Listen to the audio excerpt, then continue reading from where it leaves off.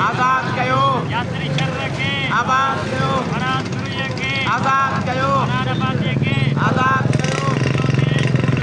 सिंधु देश सिंधु देश जे जाम साहब में मरकज़ी सदर जीएस यूसुफ मरकज़ी सदर हनान अब्बासी ऐं ॿियनि क़ौमी कारकुन जी आज़ादी लाइ बुख हड़ताली कैंप क़ाइमु कई आहे। अचो त मौजूदु अॻवान सां ॻाल्हि ॿोल कयूं त वधीक इन वक़्तु छा चवणु आहे। अॼु जिस्कम बशीर ख़ान जे मरकज़ी सॾ ते जाम साहब तहलके जी तरफ़ां यूनिट जे तरफ़ां हीअ एहतजाज कैंप लॻाई आहे ऐं एहतजाज कराए पियो वञे। उनजो मेन मुतालबो जेको आहे उहो इहो आहे, हिन सॾ ते जेके बि कारकुन एहतजाज ते वेठा आहिनि, जेके बि असांजा दोस्त हिते जेके गॾु थिया आहिनि, इन्हनि सभिनी जो मुतालबो इहो आहे त जिसाफ़ मरकज़ी अॻवान हनान अब्बासी, यासिर शर ऐं उन सां ॿ जेके दोस्त आहिनि उन्हनि ते जेको आहे सो कूड़ियूं एफ आई आरूं कटियूं वयूं आहिनि ऐं उन्हनि खे हिकिड़ी सज़ा ॾिनी पई वञे, जेका सिंध जे वतन जे हिफ़ाज़त जे लाइ जेके उन्हनि पंहिंजी ज़िंदगीअ में पंहिंजे जिदोजहद में जेको आहे सो सिंध जी बका जी जंग विड़ी, उन जे हवाले सां जेको VC आहे उन्हनि ते जेको आहे सो हिकिड़े प्रोग्राम में उन्हनि खे जेको आहे सो यूनिवर्सिटी जे गेट ते ई उन्हनि खे अरेस्ट करायो आहे। ऐं असांजो हीउ मुतालबो इहो ई आहे त हिकिड़ी पुरअमन माहौल में जेके शागिर्द दोस्त असांजा पुरअमन जिदोजहद जा हामी आहिनि, उन्हनि जेको आहे हिन यूनिवर्सिटीअ जे अंदरि अहिड़े क़िस्म जी हिकिड़ी शऊर वारी सियासत कई आहे, उन्हनि खे ऐं हुन पंहिंजी मन मस्ती ऐं कंहिंजी वंगार वहण जे करे हिन GM सैद जे पैरोकारनि ऐं सिंध सां इश्क कंदड़ कारकुननि ऐं इन्हनि नौजवाननि ते जेको आहे सो प्रेशर ॾेई उन्हनि खे जेको आहे सो कूड़ी FIR कटाई आहे। ऐं असां सभिनी जो मुतालबो इहो आहे त हिन VC खे हटायो, जेको हिन ऐं यूनिवर्सिटी बचायो ऐं असांजे हिननि क़ौमी कारकुननि ते जेके कूड़ियूं FIR कटियूं वयूं आहिनि उहे कूड़ियूं FIR ख़तमु करे उन्हनि खे फ़ौरन आज़ादु कयो वञे। न त हीअ जेका पार्टी जे हवाले सां जेको बि सॾु ईंदो, जेको बि एहतजाज आहे घणनि ॾींहंनि कुझु ॾींहंनि खां हले पियो थो ऐं असीं एसी ताणी इन जिदोजहद में हूंदा। जिस्कम बशीर ख़ान कुरैशी जे बुख हड़ताली कैंप आहे, एहतजाजी कैंप आहे, इन में असां इहो मुतालबो था कयूं त जेके बि शागिर्द अॻवान आहिनि जेके बिना जवाज़ गिरफ़्तार कया विया आहिनि, ख़ासि तौर ते सबो यूनिवर्सिटी में जेके बि शागिर्द ऐं हनान अब्बासी खां वठी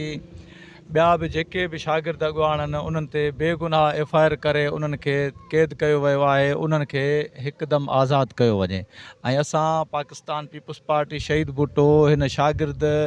जी जिदोजहद में ऐं इन जिस्कम जे दोस्तनि जेका हिते कैंप पई आहे इन जी हिमायत कयूं एसी ताईं जेसीं ताईं इन्हनि सां असां गॾु हूंदासीं, जेसि ताईं इन्हनि ते कूड़ा केस शागिर्द अॻवाननि तां ख़ासि तौर ते हनान अब्बासी जे मथां जेके बि कूड़ियूं FIR आहिनि उहे ख़तमु न कयूं वेंदियूं, असां पीपुल्स पार्टी शहीद भुट्टो हिननि सां गॾु हूंदासीं। साईं GM सैद रहबर आहे, जीअं त जस्कम शहीद बशीर ख़ान तालके जाम साहब जी तरफ़ां जा कैंप क़ाइमु कई आहे। असांजो दोस्त जसाब मरकज़ी सदर हनान अब्बासी, यासिर शर, फराज बुरई ऐं जेके VC मदद शाह कूड़ा केस दाख़िल कराए गिरफ़्तार करायो आहे, असां फौरी तौर ते मुतालबो कयूं था त असांजा दोस्त आज़ादु थिया वञनि, न त ॿी सूरत में तहरीक जा दायरा वधाया वेंदा। ऐं VC मदद शाह खे इहो ॿुधाए था छॾियूं त माज़ीअ में इहा साॻी यूनिवर्सिटी जहिड़ी नवाब शाह सिटी में अंदरि हुई, 2015 में अरशद सलीम अराई जी असां धरती ज़मीन तंग करे छॾी, तूं कहिड़े बाग़ जी मूली जो असांजे दोस्तनि खे कूड़ा केस कराए गिरफ़्तार थो कराई। ऐं असां मुतालबो था कयूं त असांजे दोस्तनि जे मथां कूड़ा केस ख़तमु कया आहिनि। जेको GS सिंध स्टूडेंट फेडरेशन जेको कमु करे रही आहे ऐं उतां जे जेके शागिर्दनि जा जेके मसइला मसाइल जेके बि आहिनि यूनिवर्सिटी जे अंदरि उहे फौरी जेको आहे सो हनान अब्बासी जीअं असांजो कूड़ा केस दाख़िल करे हुनजे मथां ऐं तव्हां हुनखे गिरफ़्तार कयो आहे, असां इहो मुतालबो था कयूं जेको आहे सो त इन्हनि खे फौरी तौर ते आज़ादु कयो वञे, न त ॿी सूरत में GS सिंध स्टूडेंट फेडरेशन जे जेको आहे सो पूरी डिवीज़न नवाबशाह में त हड़ताल जेको आहे सो पंहिंजो मुज़ाहिरनि जो सॾु ॾींदी। जाम साहब में एहतजाजी कैंप लॻाई वई आहे। असांजा दोस्त जेके दरियानि जे मसइले ते, केनालनि जे मसइले ते एहतजाज जेका बुख हड़ताल कैंप ते 10 ॾींहं असांजो दोस्त मोहतरम हनान अब्बासी साहब वेठो मुसलसल 7 ॾींहं बुख ते रहण सबबि, जॾहिं बुख हड़ताल ख़तमु थी उहो नवाबशाह अचे थो पंहिंजी यूनिवर्सिटी में अचे थो त तव्हांजो जेको VC आहे करप्ट VC उन ते कूड़ी FIR करे संदसि खे गिरफ़्तार कराए गुम कराए थो छॾे। हनान अब्बासी, यासिर शर, फराज बुरई ऐं ॿिया जेके बि क़ौमी कारकुन आहिनि उन्हनि खे इन सबू यूनिवर्सिटी जी जेका करप्ट इंतिज़ामिया आहे उन्हनि जे तरफ़ां ई गिरफ़्तार कराए गुम कराए छॾियो। असीं उन्हनि खे ॿुधाइण था चाहियूं त क़ौमी कारकुन अकेला न आहिनि, असीं साणनि हर अमल में असां उन्हनि सां गॾु आहियूं। जेकॾहिं तव्हां पंहिंजी इन्हनि हरकतुनि खां बाज़ न आहियो त पोइ उनजो नुक़सानु ॾाढो तमामु ख़राबु थींदो। ऐं हीअ अॼु सिर्फ़ु जामसा में एतिजाज आहे या नवाबशाह ज़िले में, पर असां चवंदा त हींअर सिंध जे हर शहर में एतिजाज थींदो। तव्हांखे हाणे असां वाइको कंदासीं, छाकाणि जो तव्हां पुरअमन क़ौमी कारकुननि खे हिरासा करे पुरअमन क़ौमी कारकुननि खे हिरासा करे इहो पैगाम था ॾियो त तव्हां हिन ज़िले में, हिन नवाबशाह ज़िले में सच नथा ॻाल्हाए सघो। हनान अब्बासी असांजो मुदब्बिर अॻुवाण आहे, असांजो बहादुर अॻुवाण आहे। अगरि जे हनान खे कुझु बि थियो त उनजो ज़िम्मेवार करप्ट VC मदद शाह ऐं सिक्योरिटी इंचार्ज ऐं जेका बि एडमिनिस्ट्रेशन। सैयद नासिर हुसैन शाह जी सिंध क़ौमी महाज जसकम शहीद बशीर खान ज़िले नवाबशाह जो चीफ ऑर्गेनाइज़र आहियां। जीअं त असांजो अॼोको हीउ एहतजाज नवाबशाह शहीद बेनज़ीर भुट्टो जनरल यूनिवर्सिटी जे वाइस चांसलर मदद अली शाह जे ख़िलाफ़ु आहे। मदद अली शाह जेको यूनिवर्सिटी जे अंदरि मार्शल लॉ लागू कयो वेठो आहे ऐं ख़ासि करे जसाफ जे शागिर्दनि जे मथां कूड़ा केस दाख़िल करे हुननि खे जबरी तौर ते गिरफ़्तार कराए थो। जीअं त असांजे जसाफ सिंध जो सदर भाउ अब्दुल हनान अब्बासी जेको पंहिंजी पार्टी जे मरकज़ी अॻुवान मोहतरम डॉक्टर नियाज़ कालानी साहिब सां गॾु कराची प्रेस क्लब ते केनालनि जे ख़िलाफ़ु 7 ॾींहं बुख हड़ताल ते वेठल हो। उतां अची नवाबशाह में उहो पंहिंजी पार्टी जे अॻुवाननि सां मीटिंग करे, पंहिंजे पार्टी जे कारकुननि सां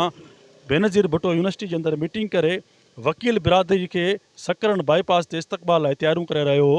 जीअं हू असांजो दोस्त यूनिवर्सिटी जे गेट ते पहुतो, VC मदद शाह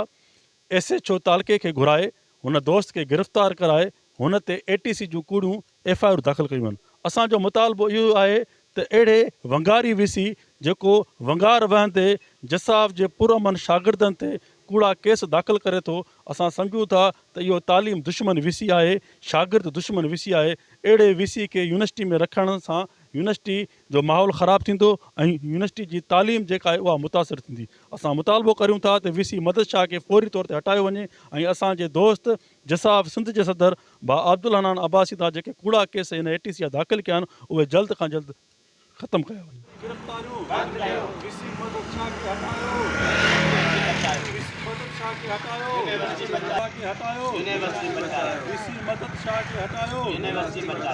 जाम साहब तहलके जे हैसियत में ऐं जिसकम बशीर खान जे कारकुननि जी तंज़ीम जे जेको आहे सो क़यादत में जेको एहतजाज थियो आहे, इहो असुल में एहतजाज थियो आहे सबू यूनिवर्सिटीअ जे VC जेका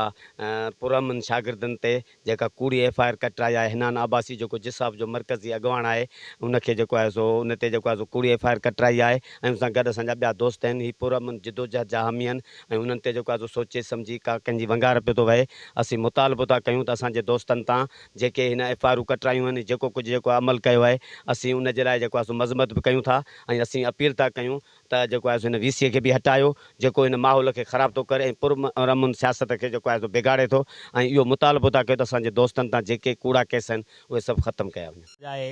जेके केनालनि जे ख़िलाफ़ु एहतजाज कयल असांजा क़ौमी कारकुन हनान अब्बासी खे सबू यूनिवर्सिटी जे DC गिरफ़्तार कयूं था त फौरी तौर ते हिनखे आज़ादु कयो वञे। जेके हिनखे कूड़ा केस, इहो असांजे सिंध जो कानून आहे जेको एहतजाज ऐं रैलियूं कढंदा पुरअमन एहतजाजनि ते कूड़ा केस करे हुननि जे मथां FIR ATC जा केस ज़ाहिर कनि था। असां फौरी तौर ते आला उहिदेदारनि खां घुर कयूं था त हिननि खे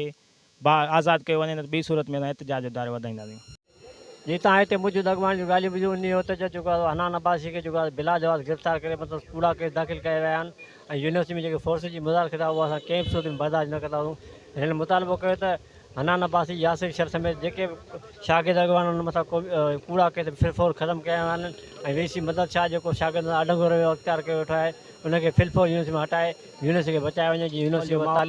तालीमी माहौल थी सघे। कैमरामैन सरमद गुल मंगी सां गॾु गुलज़ार गुल मंगी भाई साहब सिंध जाम साहब।